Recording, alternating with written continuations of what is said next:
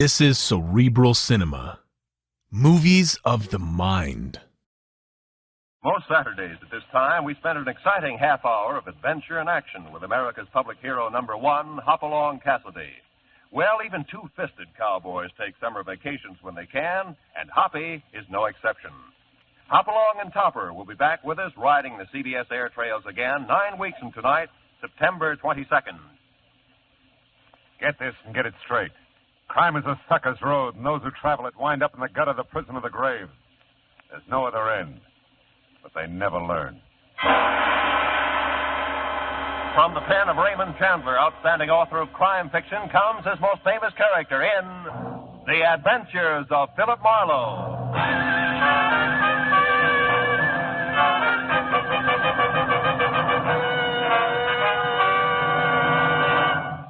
Now, with Gerald Moore starred as Philip Marlowe, we bring you tonight's exciting story, Life Can Be Murder. The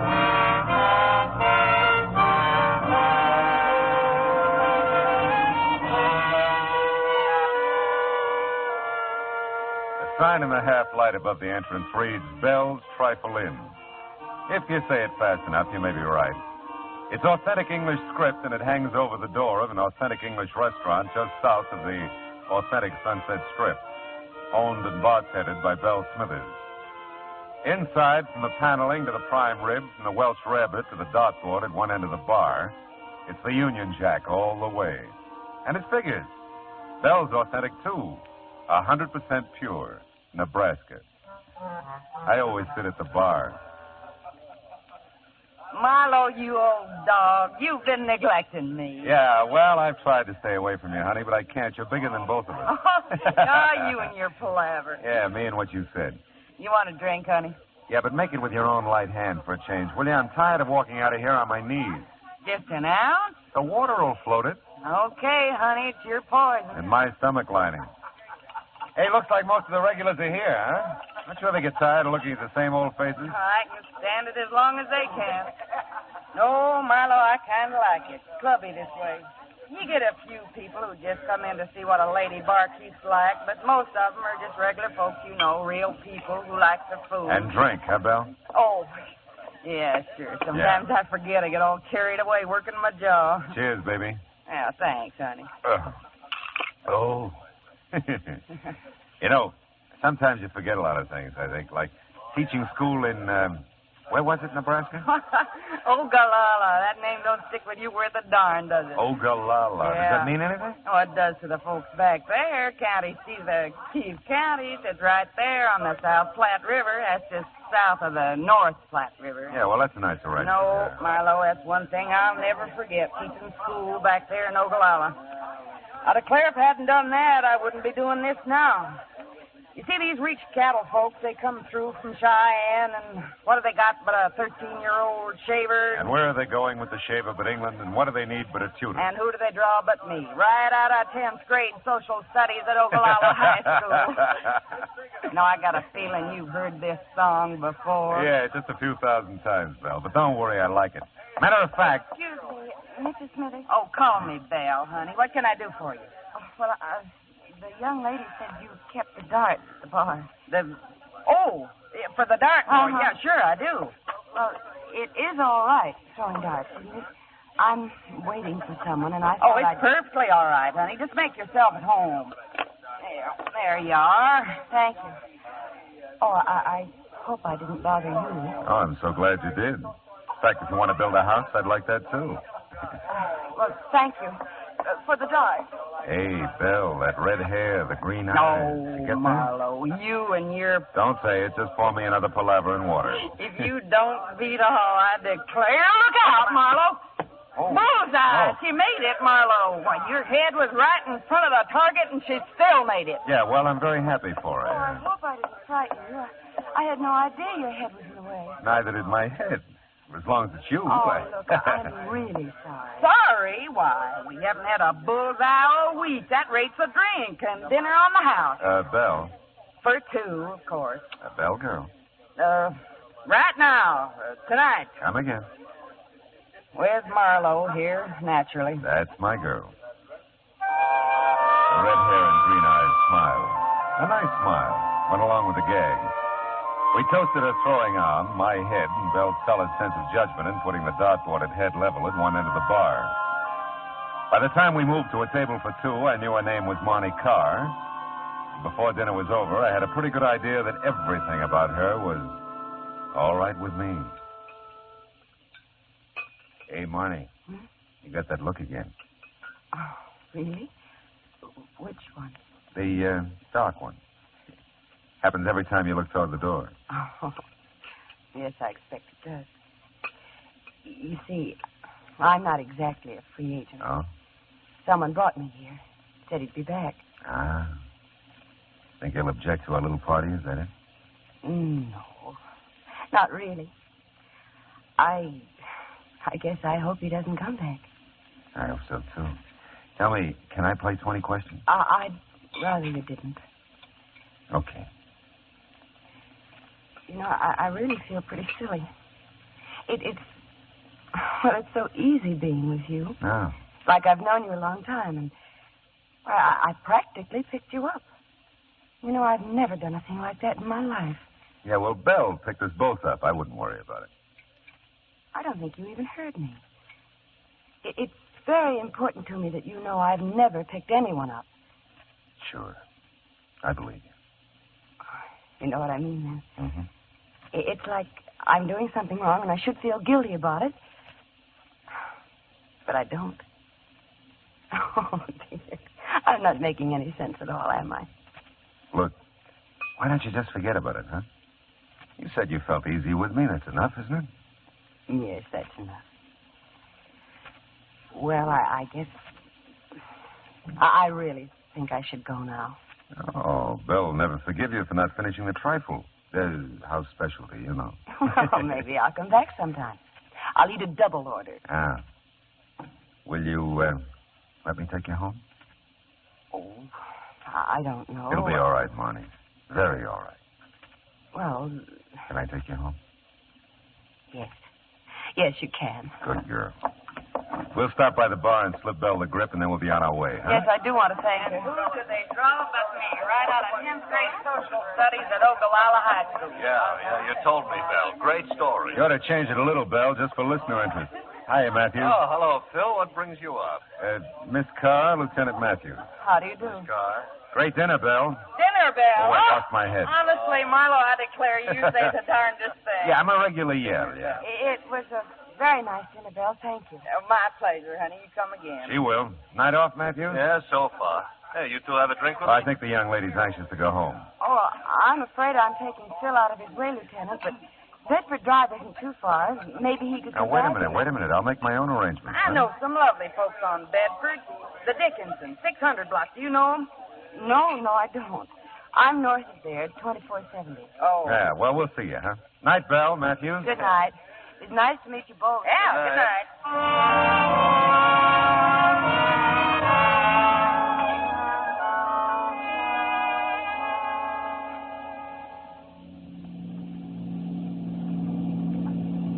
Turn right at this corner. It's the last house on the Oh. Say, Marnie, can we do this again? Oh, I don't know, Phil. Are you usually at Belle's in case I get the urge to throw darts again? Yeah, well, I also have a home, and I'll get a dartboard. Let's keep it at Belle's. Maybe later sometime. I'll... Oh, wait a minute. What? This is the house. Oh. Hey, looks like you got company. Car in the driveway. Yes, I see it. I wonder... The guy who was supposed to come back and didn't? I'll say goodnight here, Phil. Don't bother coming to the door. Oh, now, look, I think I... I mean it. Well, maybe I'll see you at Belle's again. Don't call us. We'll call you. Is that it? That's it, Phil. Thanks. I liked it. Great work, Marlowe. So crazy about you, she's running the other way. Oh, what on earth are you doing? Never mind, Paul. Let's go inside. Good night, Phil. Thanks again.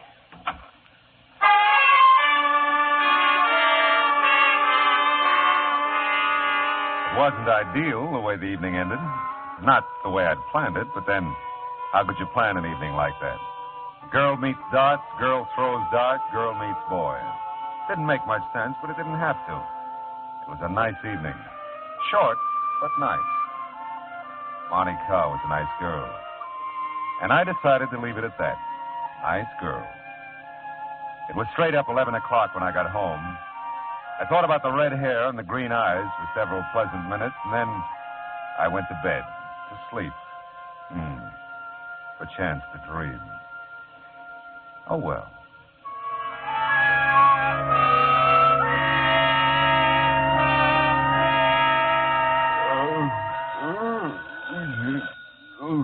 Oh.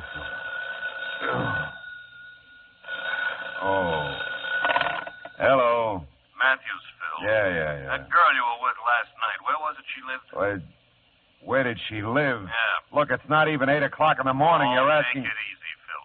Was it 2470 Bedford Drive? Yes, it was 2470 Bedford Drive, and if you hurry, maybe you can get there in time for breakfast. I'm already Of all- here, Phil. And you better come on out. The dame has been murdered.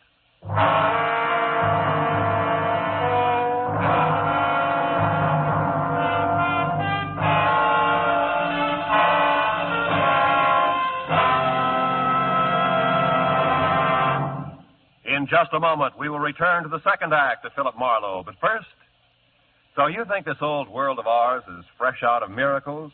Maybe you sort of long for the days of the Arabian Nights or folks of fable who possessed those magic wands, lamps, rings, talismans that all produced wonders? Well, if you do, you'll find CBS's Mr. Aladdin a refreshing gent to meet. He gets the name Mr. Aladdin from the fact that his exciting adventures have the atmosphere of miracles about them. Listen for him later this evening on most of these same CBS stations. And now with our star, Gerald Moore, the second act of Philip Marlowe, and tonight's story, Life Can Be Murder.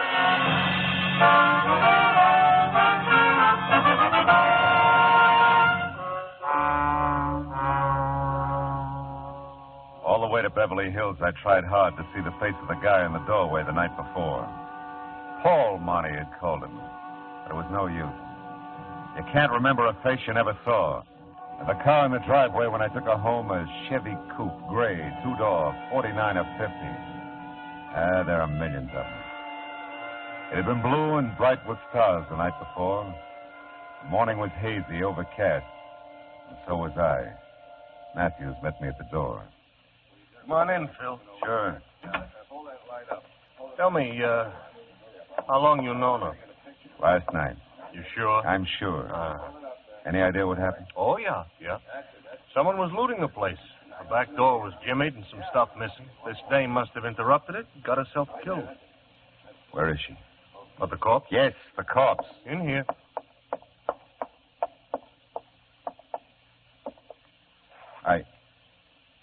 Hey, that's not Monty. Did I say it was? Oh, no, but I thought that... Never mind, do you know who this is? Yeah. Ann Harkness, according to identification on her purse. Oh? She's from New York. Taxi driver brought her here about 11 last night from the airport, and the coroner says she must have been shot shortly after that. Uh-huh. Did you bring your girlfriend straight here from Belle's? Yeah. Oh, that's new for you. All right, huh? That would put her here by 10:30 easy. So?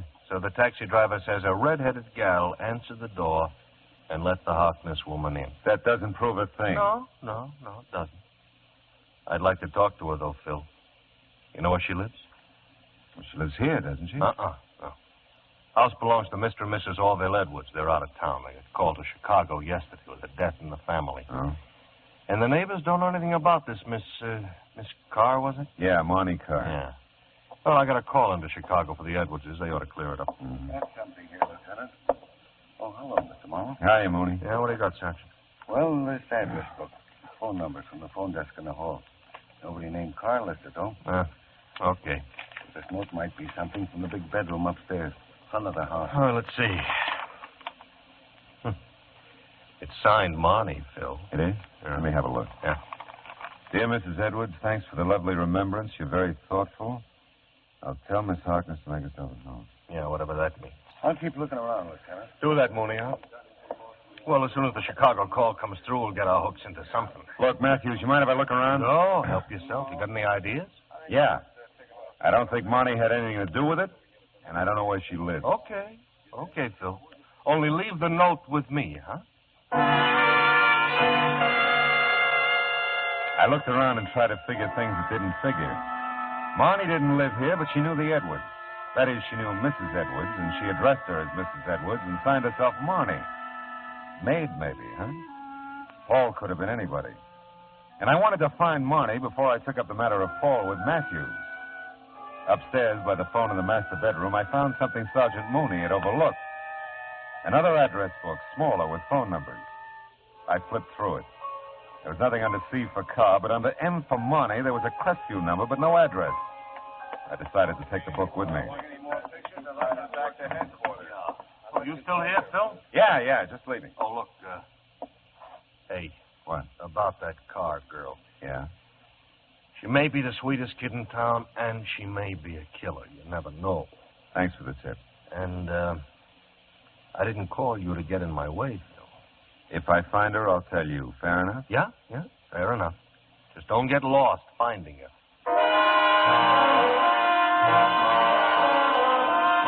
It was kind of a break. Head start, at least. I had a phone number for Marnie that Matthews didn't have, and I wasn't for her against him. He knew that. I just couldn't think murder and Marnie in the same thought. Until I could, I'd string with her if I could find her. The morning haze was lifting somewhat as I stopped at a gas station on the strip and used the payphone.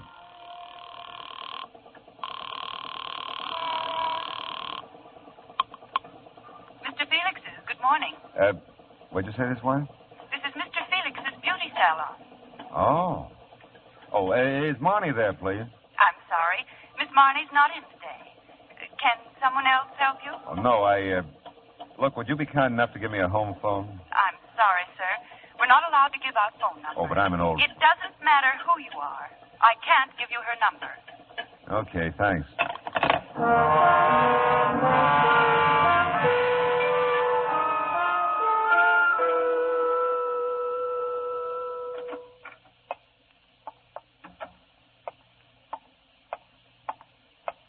May I help you, sir? I just talked to you a few minutes ago on the phone about Marnie. I remember? told you then. I tell you now, we are not permitted to give out numbers. How did you find us? Well, Mr. Felix is in the book and Marnie's not. Look, really, this is important. I'm doing this for her. I've given Mr. Felix my word, and I've never broken it. Yeah, well, I don't doubt it. Oh, Marnie's friend here. You know the special one? She keeps talking about her all the time. Isn't it strange? I can't remember her name. Peg? Yes, Peg. Sure, that's the one. Can I talk to her? Well, Oh, all right. Oh. 36. Desk, please. 36, please. Thank you. I hope this never gets back to Mr. Felix. I can't imagine what he'd think. Oh, I can't either, but don't worry. My lips are sealed. You blasphemy, Liz? Oh, yes, 36. Peg, this gentleman. Over here, Peggy. It's about Marnie. Yeah? What about mine? Well, I don't have a home phone or her address. She wouldn't give it to you, huh? Well, no. She wouldn't. You look all right to me. What's wrong with you? Nothing. I'm a nice, clean-cut fella. Yeah. Looks like. Yeah? What do you want with Marnie? Well, I just want to see her. Good enough reason? Best in the world. She don't feel too well today. She called me first thing this morning. Your fault? No, I don't think so, no. Tell me, what did she say when she called? But she didn't feel too well. Ah. Well, now, look, Peg, does Marnie go out to Mrs. Edwards often?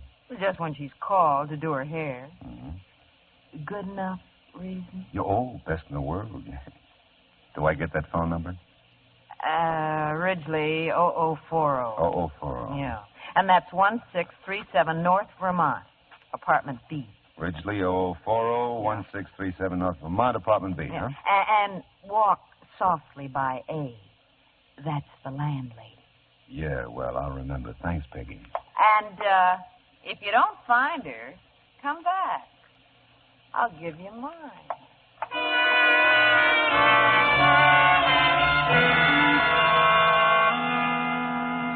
Peg was something of a prophet.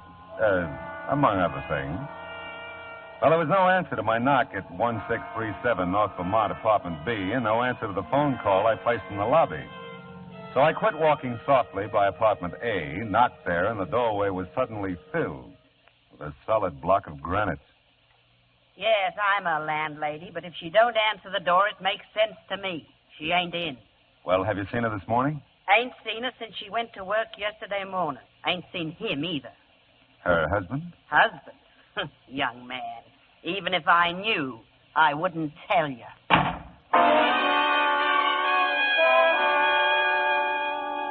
You know, I was getting proud of my head. It could dodge anything from flying darts to door slams near the eyebrow. But that was about all I was proud of at the moment. I wasn't exactly closing in on Monty. The landlady's snort didn't give me much of a line on Paul, if that's who she was exhaling about. And there was the matter of Ann Harkness, who flew into Los Angeles the night before, just in time to be murdered. Well, I drove to a nearby drive-in and mulled it over a sandwich. Coffee was grim, too. I was starting in on the routine that begins with, if I were Monty, where would I go? When I got a flash of an idea. 10 minutes later, I was banging on another door. Belle! Belle, anybody home? Belle! Oh, Marlowe, come in. Oh. I'll arrange for swinging doors first thing tomorrow. I'm sorry, Belle, but I got an idea. I told you lately we're not open for lunch. I said I'm sorry, didn't I? It's just... Oh, I'm sorry, too, Marlowe. Guess I'm kind of off my feet today. I All right. declare you ought to see what that butcher sent me in the name of prime rib. And Charlotte Belle. Hall said she'd floundered like a beached whale all night, bad tooth. She Belle, won't will be you here. run down? And when I got here, this was here for you. Oh, let's see. Someone shoved it under the door, I guess. At least that's where I found it. Mm-hmm. Well, land of Goshen, come in. We get enough people, we'll put on a floor show. You have been a busy boy, Phil. Hiya, Belle. Make yourself at home, Lieutenant. I got work to do. If you know that, you also know I'm getting nowhere. Yeah, maybe. Hey, listen. Huh? You've been tailing me, Matthews? Tailing you? Yeah, that's what I no, said. No. Just the boy's been going the same place as you have. Ah. A little bit later all the way around, and along about the second stop, the description began to fit you. It did. Well, now, look, tell me, how did your phone call to Chicago come out? Oh, we found out where your Monty Carr fits in. Oh? Yeah? That Harkness dame was a friend from New York who came to call on the Edwardses. Uh-huh. And they tried to intercept her when they got the call about that family death in Chicago. Mm-hmm. Only they couldn't reach her.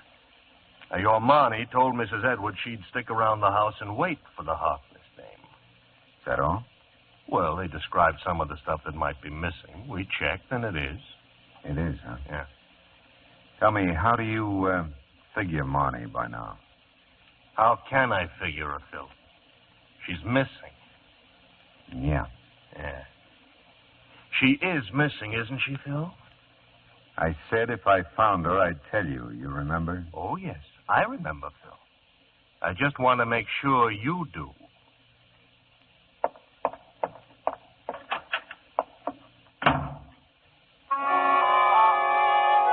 I had a reason for not telling Matthews about the note Belle gave me. It was signed Marnie, all right, but it wasn't the same handwriting I'd seen in the note she left for Mrs. Edwards. It said, Phil, meet me at 8:30 tonight in the park above the bluffs of Santa Monica.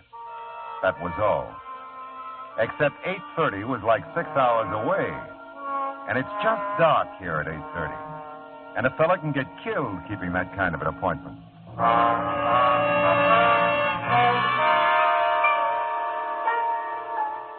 You ever wait 6 hours for something to happen? Oh, it's no fun. Neither is the thought that maybe something final has happened to a pretty nice person. I was almost sure now that Paul was my boy, but almost wasn't close enough. And I had to find Marnie, if she could be found. Well, I got to the park above the Santa Monica Bluffs about 15 minutes early. Left my car a block or so away. And all the way to the park, I watched for a gray Chevy Coupe, 49 or 50. When you look for them, they're hard to see. And then I saw it. Parking half a block down, a guy got out and headed into the park. I let him go, got to his car about the time he reached the bluffs. I don't know what I thought I'd find, but not in my wildest dreams did I expect what I found. 3 minutes later, I was put to floorboarding it up the coast highway toward Malibu. The Seaway Motel, 21245 Malibu Road. That's the way the parking ticket I lifted from under the windshield wiper on the Chevy read. And that was good enough for me. I hit 2 wrong doors before I found the one I wanted, and I had to spring the lock. Monty. Plays rough, doesn't he? Here. I'll untie your wrists. He knows he can get away with it. Phil, I've been such an idiot. You love him a lot, huh? Who doesn't love their own kid brother? Paul is your kid brother? Yeah, all mine. Write it down somewhere, Phil. Big sisters don't make good mothers. Take it easy, honey. You're okay now. Sure, I'm fine. First I catch Paul stealing from the Edwards. Then I stand there like a zombie and watch him shoot down a woman he's never seen before. Take it easy, honey. Oh, Phil, I'm sorry. I didn't want to drag you into this. He asked me who you were when you brought me to the Edwards last night. I'd never heard of you, but Paul had. And... Wait a minute. That's probably him now.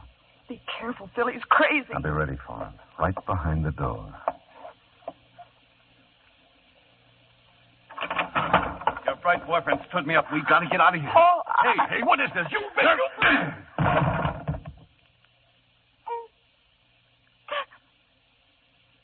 Oh, Phil.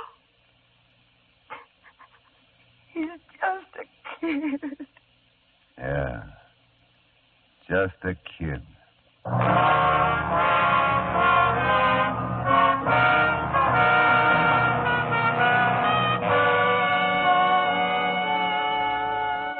I called Matthews and wound it up.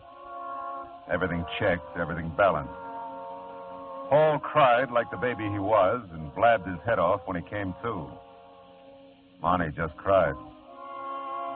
Funny how many people dispose of anything from mayhem to murder with the phrase, he's just a kid. I bet someone said that about Capone, Dillinger, and Pretty Boy Floyd. Now take Marnie. She's... What a kid.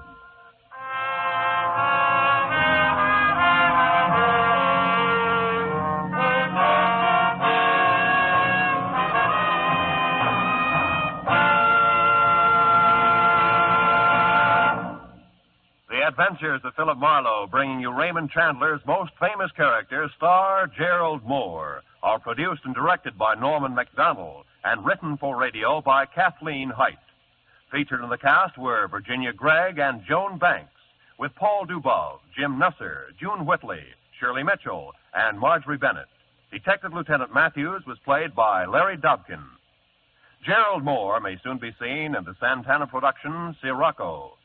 The special music is composed by Pierre Garrigank and conducted by Wilbur Hatch.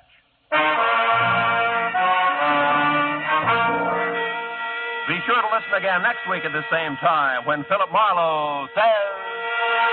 This time a pair of crossed telephone wires put the good neighbor policy into effect. To the murderous accompaniment of an off-key xylophone, one good neighbor almost kills another good neighbor. A fella named Marlowe.